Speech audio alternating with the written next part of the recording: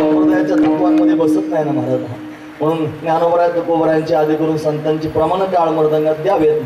बाकीचे जर म्हणावेच वाटेल तर म्हणून दाखवावेत. म्हणून दाखवायला काय बाधा आहे महाराज. कुठं पिक्चरचे गाणे म्हणतोय, भगवंताचंच भजन म्हणतोय ना. म्हणून त्यांनी अशा पद्धतीनं भगवान प्रत्यक्ष प्रगट झाला. पाहता पाहता त्यांनी महाराज रासलीला होऊ लागले, गुप्त झाला. तो गुप्त झाल्यानंतर त्या ज्या गोपिका आहेत विलक्षण त्यांनी भाव अंतकरणात निर्माण झाला, रडू लागल्या. तन्मनस्का तदास्लापा तदचेष्टा तदात्मिका तद्गुणानैव गायन्तो नात्मागार आणि सस्मरू, अशी त्यांची अवस्था त्यांनी झाली. आणि त्या रडणाऱ्या गोपींच्या मागे त्यांनी उद्धवजी महाराज जाऊ लागले. सर्वात श्रेष्ठ असणारी महाभाव स्वरूपा भगवती राधा ही त्यांनी यमुनेच्या काठावर गेलेली आहे. कालिंदी मातेला विनंती करते आहे, तू तरी सांग माझा कन्हैया मला कधी भेटेल. आणि मूर्छित पडू लागले. उद्धवाने तिच्या समोर साष्टांग प्रणिपात केला आणि विनंती करायला सुरुवात केली की मला ते भगवंताचं प्रेम हवंय. त्या भगवती राधा राणीने त्यांनी महाराज उद्धवाला भगवंताचं प्रेम प्राप्त करून दिलं. भक्ती उद्धवाला प्राप्त झाली. एक दिवसात जाऊन परत येईन म्हणला होता, 6 महिने राहिला. कन्हैया कन्हैया पुकारा करेंगे, लताओं में व्रज की गुजारा करेंगे, कहीं तो मिलेंगे वो बाके बिहारी, उन्हीं के चरण चित लगाया करेंगे. कन्हैया कन्हैया पुकारा करेंगे. तिथंच राहील म्हणलं. 6 महिने राहिला. आणि 6 महिन्यानंतर पुन्हा गेला महाराज मथुरेमध्ये. राज दरबाराच्या समोर त्यांनी गेला, रथातून उडी मारले, हाक मारे, ए काळ्या, ऐ कन्हैया, ऐ कन्हुआ, ऐ कान्हा, ऐ लाला, या शब्दात बोलायला सुरुवात केली. भगवान बाहेर आले. त्याला वाटलं गोपाळ आले की काय. गोपाळ नव्हते, उद्धव होता. आणि हा उद्धव कन्हैया कन्हुआ कान्हा म्हणत होता. आधी कृष्ण म्हणत होता, आता कन्हैया म्हणत होता. कृष्ण म्हणणं म्हणजे अंतर ठेवणं आणि कन्हैया म्हणजे अतिशय प्रेमानं जवळ जाणं. महत्वाची गोष्ट आहे. प्रेम भक्तिरस उद्धवाला प्राप्त झाला. काय म्हणलं माहिती आहे, भगवंताकडे पाहून म्हणला, काळ्या तुला लाज वाटत नाही. देव म्हणलं, काय झालं तुला, चांगला होता गेला त्यावेळेला, लाज वाटत नाही म्हणला तुला. अरे केवढी त्यांनी तुझ्यावर प्रेम करतात ते सर्व गोकुळवासी लोक. आणि त्या सगळ्यांचं प्रेम सोडून इथं राजभोग त्यांनी भोगतो आहेस. हे शब्द ऐकल्यावर भगवंताला उभ्यानंच अंगी टाकून दिलं महाराज. व्याकुळ होऊन कन्हैया त्यांनी रडू लागला, उद्धवा अरे याच्याकरिता तर तुला पाठवलं होतं की तुझ्या अंतःकरणामध्ये माझी भक्ती आणि प्रेम त्यांनी साचवलं जावं, हे तुला कळावं म्हणून तुला तिथपर्यंत त्यांनी पाठवलं. तात्पर्य मला एवढंच सांगायचं, भगवंतानं जर उद्धवावर कृपा केली नसती तर उद्धवाला त्यांनी भक्ती प्रेम सुख प्राप्त झालं नसतं. हा भक्तिरस उद्धवाला कळाला नसता. म्हणजे भक्तिरस जर प्राप्त करून घ्यायचं असेल तर तुका म्हणे कृपा करील नारायण तरीच हे वर्म पॉइंट हा महत्वाची गोष्ट आहे. म्हणजे त्यांनी संसारातला रस विषय रस जर प्राप्त करायचा असेल प्रारब्धाची गरज आहे. ब्रह्मरस जर प्राप्त करून घ्यायचा असेल प्रयत्नांची गरज आहे. आणि भक्ती प्रेम रस जर प्राप्त करून घ्यायचा असेल तर भगवंताच्या कृपेची गरज आहे. जगद्गुरु तुकोबारायांनी या अभंगामध्ये हा शब्द वापरलेला आहे. हा काय म्हणतात ते, हा रस सेवन करतोय. हा म्हणजे कोणता, विषयातला रस आहे का, म्हणजे नाही. मग ब्रह्मरस आहे का, म्हणजे तो पण नाही. ते म्हणतात ब्रह्मरस घेई काढा तेने पिढा वारेल, पण कशाकरिता, जन्ममरण निवृत्त करण्याकरिता, विलक्षण प्रेम सुख प्राप्त करून घेण्याकरिता तो नाही. तो त्यांनी जन्ममरणाच्या निवृत्ती करत आहे. हा शब्द कोणा करताय, हा शब्द निवळ भक्ती रसा करताच आहे, मला दुसऱ्या कोणत्याच रसा करता. जगद्गुरु तुकोबाराय म्हणतात की हे बाकीचे सगळे रस बाजूला सारले आणि तो रस प्राप्त करून घेतला जो भगवंतानं मला दिलेला आहे तोच देणार आहे, त्याच्याशिवाय दुसरा कोणी देऊ शकत नाही. पण भगवंताच्या कृपेने तो रस माझ्या जीवनामध्ये प्राप्त झाला आणि तो रस मी त्यांनी सेवन करतोय, सेवितो हा रस. आणि फक्त स्वतः सेवन करतो असं नाही, तीच भगवंताची भक्ती, तेच भगवंताचं प्रेम रात्रंदिवस लोकांच्या समोर त्यांनी सांगतोय, लोकांना वाटण्याचा प्रयत्न करतोय, सर्वांना वाटण्याकरिता त्यांनी उभा आहे. म्हणून तुम्ही सर्वांनी सुद्धा तो रस घ्या. इकडे इकडे धावू नका, इकडे इकडे पडू नका. मी तुम्हाला तो देण्याकरिता आलेलो आहे. तुम्ही सर्वांनी भगवंतावर प्रेम करा, भगवंताची भक्ती करा, भक्ती रसामध्ये चिंब होऊन जा, रानभरी होऊ नका. हे सांगण्याचं महाराजांचं तात्पर्य आहे. तेच जगद्गुरु तुकोबाराय वर्णन करून सांगताय. सेवितो हा रस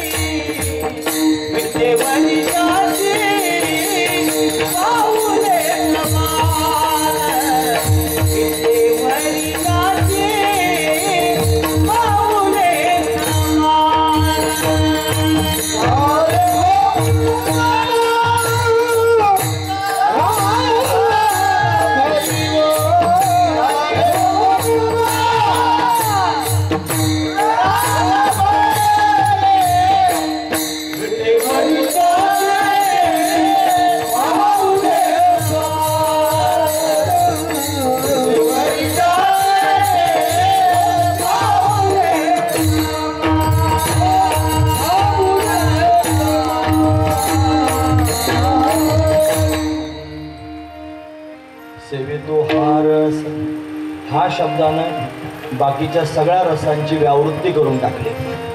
हा शब्द वेगळं करणार आहे. हा रस मी सेवन करतो. अनेक प्रकारचे रस मला तुमच्या समोर सांगता येतील. शृंगार, वीर, करुण, अद्भुत, हास्य, भयानक, बिभत्स्य, रौद्र शांतस्य, नवधा कीर्तिका रसहा. हे 9 रस आहेत ना. नवरसी भरवी सागर, हे पण रसच आहेत ना. काही खाण्यातले रस असतात. तत्व, आम्ल, लवण, तिक्त, कषाय, मधुर, षडरस आहेत की नाही मला. षडरस आहे, षडरस त्यांनी आहेत. खाण्याचे रस आहेत मला. म्हणजे त्यांनी मला शृंगार रस करून आधी करून त्यांनी रस आहेत त्या रसांचा विचार म्हणतात का म्हणले नाही. काही खाण्याचे रस त्यांनी सांगतात का कटवा, आम्ल, लवण, तिक्त म्हणत ते नाही. मग त्यांनी विषयातला रस सांगता आहात का, ब्रह्मरस सांगता आहात का म्हणजे ते पण नाही. मग हा रस, हा कोणता रस. भक्ती प्रेम रस. तो त्यांनी अतिशय श्रेष्ठ असणारा रस आहे. का बरं मी हे सांगतो आहे हो. जगद्गुरु तुकोबारांकडे जरा बारकाईनं बघा ना आणि मग थोडासा विचार करा की बाकीचे जेवढे रस मी तुमच्या समोर सांगितले त्याच्यात खरोखर तुकोबारांना रस वाटत असेल का. या सगळ्या रसांमध्ये त्यांनी तुकोबाराय गुंतून पडत असतील. ते म्हणले रामरस प्राप्त करून घेतलाय. रामरसाचे चवी आन रस रुचते कवी. बाकीचे रस कसे काय रुचतील. बाकीचे कोणतेच रस मला रुचत नाहीत. हा रस, हा कोणता रस आहे. भगवंताच्या भक्तीचा रस आहे. विलक्षण असणारा रस आहे. तो रस त्याने प्राप्त व्हावा, रसिक व्हावं महाराज. श्रीमद भागवतात असं वर्णन आहे. हे भागवत त्यांनी कोणाला कळेल. ते म्हणजे रसिका भूमी भावुका. जे रसिकांना भाविकांना प्राप्त होत असते त्याला ते रुचतं पचतं महाराज. म्हणून ते घेण्याकरिता मनुष्य रसिक असला पाहिजे. त्यामुळे त्यांनी मला त्याच्यामध्ये रस असला पाहिजे. भक्ती रस प्राप्त करून घ्यावा. जगद्गुरु तुकोबाराय म्हणतात हा रस भक्तीचा मी सेवन करतोय. भक्ती करतो म्हणजे नेमकं काय करतो. भक्ती करतो म्हणजे मी भगवंतावर प्रेम करतो. प्रेम करतो. भगवंतावर प्रेम करतो. तुम्हाला माहिती आहे का आपण ज्याच्यावर प्रेम करतो ना, लक्ष बरं काय का, आपण ज्याच्यावर प्रेम करतो ना काय त्याच्याविषयी नेमकं काय करतो. प्रेम करतो. प्रेम करतो म्हणजे नेमकं काय करतो. आपल्या सुखापेक्षा आपण त्याच्या सुखाची जास्त काळजी करतो. हे खरं प्रेम आहे ना. खरं प्रेम कधी प्रगट होईल ज्यावेळेला आपण आपल्या स्वतःच्या सुखापेक्षा त्याच्या सुखाची जास्त पर्वा करू. त्यावेळेला खरं प्रेम आपण कमी खाऊ त्याला जास्त खाऊ घालू. थंडीचे दिवस असतील आपण थंडी जास्त सहन करू त्याला थंडी नाही लागली पाहिजे त्याच्यावर अंगावर जास्त पांघरून टाकू. आपल्याला या सगळ्या गोष्टी आपण कष्ट सहन करू पण तो कष्टात नसला पाहिजे. हे जिथं घडतं की नाही त्याला प्रेम म्हणतात. माझा देव सुखात असला पाहिजे. माझ्या देवाला आता देवाला काय सुखाची भक्तांचा अंतकरण आहे ना म्हणत देवाला सुखी करण्याचा भाव. माझा देव सुखी असला पाहिजे हा त्यांच्या पोटातला भाव आहे. देवाच्या सुखाकरिता अट्टहास करतात. मी सांगतो असं नाही. तत् सुखे सुखित्वम. त्याच्या सुखात आपलं सुख मानतात. नारद भक्तिसूत्रात असं वर्णन आहे मला. तत् सुखे सुखित्वम. त्याच्या सुखात सुख आहे. त्याला सुखी करण्याकरिता अट्टहास करतात. त्याला आनंदी करण्याकरिता अट्टहास करतात. त्याला प्रसन्न करण्याकरिता गोपिकांचा शृंगार त्याला सुखी करण्याकरिता. गोपिकांचं गीत गायन करणं त्याला सुखी करण्याकरिता. गोपिकांचा संपूर्ण अट्टहास त्याला सुखी करण्याकरिता. हेच खऱ्या अर्थानं प्रेम आहे महाराज. आणि असं प्रेम त्यांनी महाराज करत असताना अशी भक्ती करत असताना त्यातून विलक्षण असणारा जो भाव अंतकरणात प्रगट होतो. विलक्षण असणारा जो आनंद जीवनामध्ये प्राप्त होतो तोच खरा भक्ती रस आहे ना महाराज. तो जीवनामध्ये प्राप्त करून घेता यावा. प्रत्येकाला प्राप्त करून घेता येईल म्हणून ठरवा ना. नाहीतर विचार करा स्वतःच्या मनाशी की आपण त्यांनी असंच भगवंताविषयी करतो आहोत का. आपण त्यांनी एवढं प्रेम देवावर करतो आहोत का. नाही ना महाराज. तुमच्या मुंबईला जास्त उष्णता आहे. पंखा जर चालू केला नाही तर त्यांनी महाराज म्हणजे ते बटाटे कुकरमध्ये घालून त्यांनी शिट्ट्या मारतो की नाही. ते कुकर कशी कोंडून येतात महाराज तसं त्यांनी मुंबईत असते. जर फॅन चालू केलं नाही एसी जर चालू केला नाही तर मरायची वेळ आमच्याकडचे लोक काळ होऊन जातात महाराज. अशी अवस्था असते. खरं सांगा बरं. फॅन लावलेला असतात एसी लावलेला असतो. हा आपल्या घरात लावलेला असतो का देव घरात लावलेला असतो. माझं म्हणणं कळतंय का तुम्हाला मी काय सांगतो ते? घरात फॅन लावलेला असतो का देव घरात फॅन लावलेला असतो? ज्याच्या देवघरात लावलेला असेल तो भाग्यवान आहे म्हणत. तो विचार करेल की माझ्या देवाला पण गरम होत आहे, त्याला फॅन लावलं पाहिजे. खरं सांगा, तुम्हाला नाही कळालं तुम्ही काय म्हणतो ते? तुम्ही सुज्ञ आहात, कळण्यासारखं सांगताय. परत प्रश्न विचारतो, आपल्या घरात फॅन आहेत का देवघरात फॅन आहेत? ज्यावरती घरात फॅन आहेत त्यावरती आपल्या सुखाची आपल्याला चिंता आहे, देवाच्या सुखाची काय चिंता आहे? देवत्व आपण मान्यच करीत नाहीत महाराज. इथं देव आहे ही कल्पनाच मान्य नाही, फक्त देव आणून ठेवायचा बस. त्याची आंघोळ घालायची म्हणलं तरी त्याला घांगळात घालून खांगळायचं बस. कालचा गण पुसायचा नाचा लावून टाकायचा, आणि तो पण कुठं लावायचा त्याची कल्पना सुद्धा नाकात डोळ्यात तोंडात कुठं जाऊ दे. आपल्या कपाळाला लावताना मात्र फुकून फाकून लावला पाहिजे. त्याला मात्र तसं नाही. आपल्याला खायला भरपूर लागतं, नाश्ता लागतो, जेवण लागतं, सगळ्या गोष्टी लागतात. त्याच्या मात्र खाण्यापिण्याची चिंता करायची नाही. आपण त्यांनी चांगलं झोपलं पाहिजे, डनलपची गादी असली पाहिजे, त्याची शय्या मात्र त्यांनी आपण तशी पाहायची नाही. बघा ना, थोडा विचार करा ना. आपण आपल्या सुखाकरता प्रयत्नशील आहोत, त्याच्या सुखाकरता प्रयत्नशील आहोत. आपण फक्त नावाची हरिभक्ती परायण होतो, नावापुरतेच आहोत आपण. खरं प्रेम त्यांनी भगवंतावर करणारा जो आहे ना त्याच्याकरिताच जोडतो महाराज. फार कासावीस होतो महाराज त्याच्याकरिता, त्याच्या सुखाची चिंता करतो. महत्वाची गोष्ट, तुम्ही मागच्या वेळेला एक प्रसंग ऐकला होता.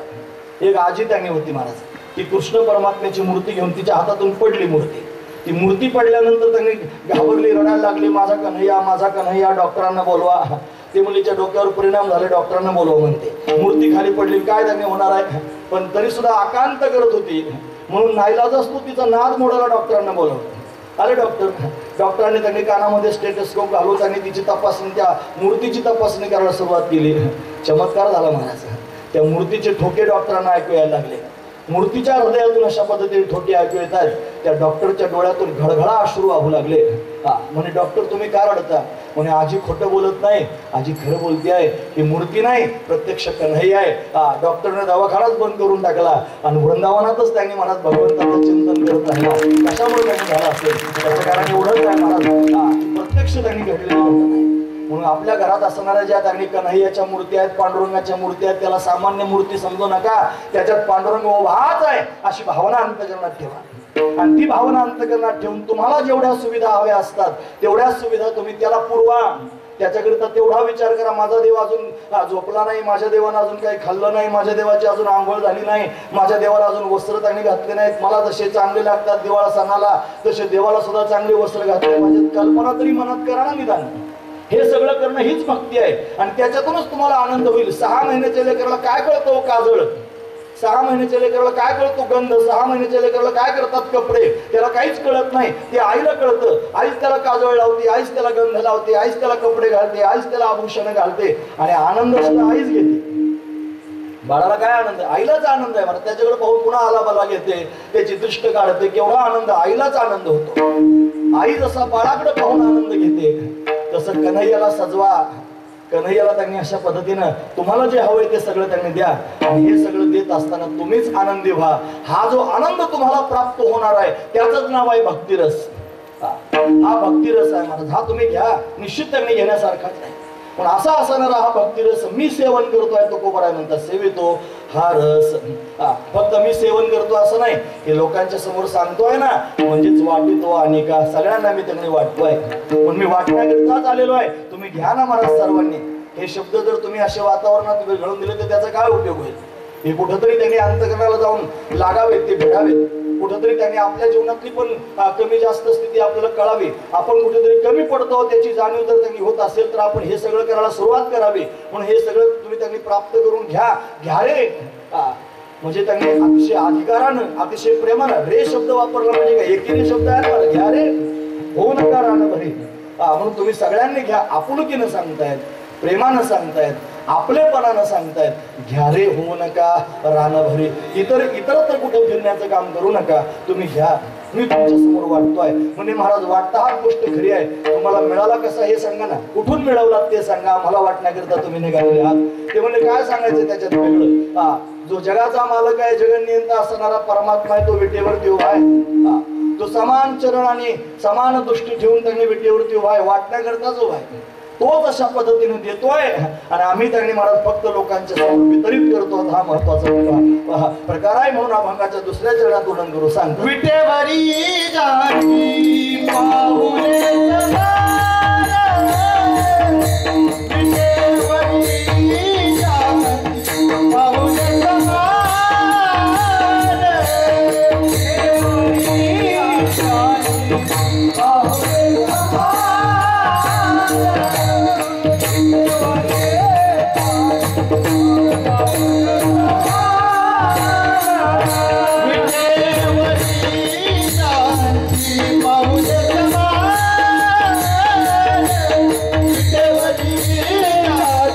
पाहुले समान देव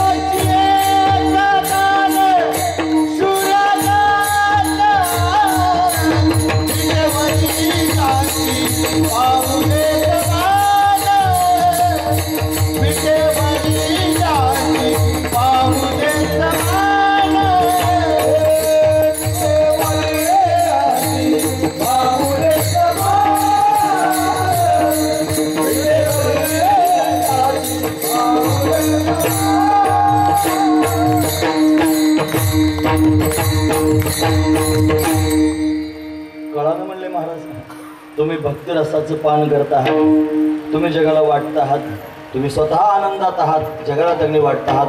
तुका म्हणे खातो आनंदाचे लाडू आणि त्यांनी सगळ्या जगाला नका जर फडू घ्या रे तुम्ही पण सगळ्यांनी घ्या असं त्यांनी म्हणतायत. म्हणून सेवितो हा रस वाटेतो अनेका घ्या रे हो नका रान भरी. कोण देतोय? विटेवरी ज्याची पाऊले समान, तोची एक दान शूरदाता, तोच दान शूरदाता आहे आणि तोच हे देत असतो महाराज. संसार जरी प्रारब्धानं मिळत असला आणि ब्रह्मरस जरी प्रयत्नाने मिळत असला तरी सुद्धा ब्रह्मरस देण्याकरिता सुद्धा तोच येत असतो महाराज. तो गुरुरूपानं प्रगट होत असतो. आपणच देव होय गुरु. तो गुरुरूपाने येतो, अनुग्रह करतो. त्याच्या अनुग्रहानं त्यांनी मला सर्व गोष्टी प्राप्त होत असतात. ब्रह्मरसही प्राप्त होतो, त्याच्या अनुग्रहानं प्राप्त होतो. प्रारब्धात त्यांनी आपल्या सगळ्या गोष्टी लिहिलेल्या आहेत आणि ते आपल्याला विषयातलं सुख त्यांनी मिळतं, ते पण तोच देतो मला. कारण ते देणारा तोच आहे, त्याच्याशिवाय कोणी तो त्यांनी नियंत्रण आहे. त्याला ईश्वर म्हणतात की नाही, तो ईश्वर त्यांनी निवाडा करतो आणि निवाडा करून तुमच्या कर्मानुसार तुम्हाला फळ द्यायचं काम करतो. तो कर्मण्येवाधिकार असते मा फलेषु कदाचन. तुम्ही कर्म करत राहा, फलाची अपेक्षा करू नका, फल देणारा मी आहे. पण तो स्वतः त्यांनी आपण आणखी त्यांनी भावगीता ऐकतो की नाही, जैसे ज्याचे कर्म तैसे फळ देतो रे ईश्वर. ईश्वर त्याचं फळ देत असतो. म्हणून प्रारब्धातून मिळणारे जे त्यांनी सुख आहे किंवा त्यांनी प्रपंचात मिळणाऱ्या सर्व गोष्टी विषय रस आहे तो पण देवच देतो. त्यानंतर त्यांनी ब्रह्मरस जर प्राप्त करून घ्यायचा असेल तर त्यांनी श्रीगुरु संतांच्या रूपाने येतो आणि तोच प्राप्त करून देतो. ब्रह्मरस घे काढा तिने पिढा वारेल पथ्यनाम विठोबाचे अनेक वाचे नसेवी. हे तेच संत येऊन आपल्याला सांगतात. म्हणून त्यांनी तोच संतांच्या रूपाने येतो, निमित्त त्या प्रतिमा, आणि तोच परमात्मा त्यांनी महाराज प्रेम देण्याकरिता येतो. म्हणून त्यांनी महाराज स्वतःच अनुग्रह करून त्यांनी महाराज प्रेम प्राप्त करून देतो. म्हणून विटेवरी ज्याची पाऊले समान, तोची एक दान शूरदाता. तोची सकारात्मक सांगितलं आणि एक सांगितलं, त्याच्या वाचून दुसरा नाही. तो एकटाच दान शूरदाता आहे महाराज, सकारात्मक सांगतायत. पण दुसऱ्या कोणाला शरण जाण्याची आवश्यकता नाही, भगवंताची शरणागती करा. अजून सांगू का मी तुम्हाला, देवासमोर जाताना कोणा मध्यस्थ्याची आवश्यकताच नाही महाराज. तुम्ही स्वतःच देवाचे लेकर आहात. तो स्वतःच म्हणतो ममैव अंशो जीवलोके जीवभूत सनातन मनषष्टानी इंद्रियानी प्रकृतीस्थानी कर्षति. सर्व जीव माझे अंश आहेत, आपण त्याची लेकर आहोत महाराज. म्हणून त्यांनी कोणाकडून फक्त ऐकायची आवश्यकता आहे. कुठेतरी 4 शब्द जर श्रवण केले, मनामध्ये पक्की खुणगाठ बांधून ठेवावी आणि डायरेक्ट भगवंताशी संवाद साधावा आणि भगवंताला आपलं अंतकरण वेळोवेळी सांगत राहावं. ही कला ज्याला आत्मसात झाली तो मुक्त झाल्याशिवाय राहत नाही महाराज, आणि त्याला भगवत प्राप्ती झाल्याशिवाय राहत नाही. म्हणून देवाबरोबर बोलायला शिका महाराज. फार गरज आहे महाराज, याची फार आवश्यकता आहे. तुम्हाला जर मुक्त व्हायचं असेल, या धकाधकीच्या जीवनामध्ये एवढ्या सगळ्या अट्टहासामध्ये जर मुक्त व्हायचं असेल तर भगवंताशी डायरेक्ट कॉन्टॅक्ट साधून त्याच्याशी बोलायला सुरुवात करा. तुमच्या मनातल्या सगळ्या भावना त्याच्यासमोर सांगा. तुमचं प्रपंचाचं गाणं गायलं तरी चालेल, आणि दुसऱ्यांच्या समोर गाऊ नका महाराज गाणे. समाजाच्या समोर गाणे गाल तर सारे भामटेच लोक आहेत महाराज समाजात. तुमचं ऐकून घेतील रडून रडून. फक्त तुमची पाठ फिरायचा उशीर आहे. हसून हसून सांगतील, म्हणतील बरा बरा याला असंच पाहिजे होतं. त्याच्या समोर सांगून काय उपयोग होत नाही महाराज. पण सांगायचंच असेल तुमचं अंतकरण प्रगट करून तर भगवंताच्या समोर सांगा. तो त्याने महाराज तुम्हाला सगळ्या संकटांपासून दूर करेल आणि जे अपेक्षित आहे त्याची प्राप्ती करून देईल. हा महत्वाचा विचार आहे. म्हणून त्याने तोच एक दानशूर दाता, तो दानशूर दाता आहे, तो सर्वांना त्यांनी देणार आहे. फक्त आपण काय केलं पाहिजे, आपलं मन त्यांनी महाराज त्याच्या चरणाजवळ ठेवलं पाहिजे, अखंड त्याचं चिंतन केलं पाहिजे, आपली बुद्धी भगवंताच्या चरणाजवळ स्थिर राहिली पाहिजे. असं जर झालं तर मनातले सर्व संकल्प हा परमात्मा त्यांनी पूर्ण करत असतो. हा त्याचा स्वभाव आहे महाराज. म्हणून तर महाराज प्रकर्षानं सर्वांच्या समोर वर्णन करून सांगतात. मनाचे संकल्प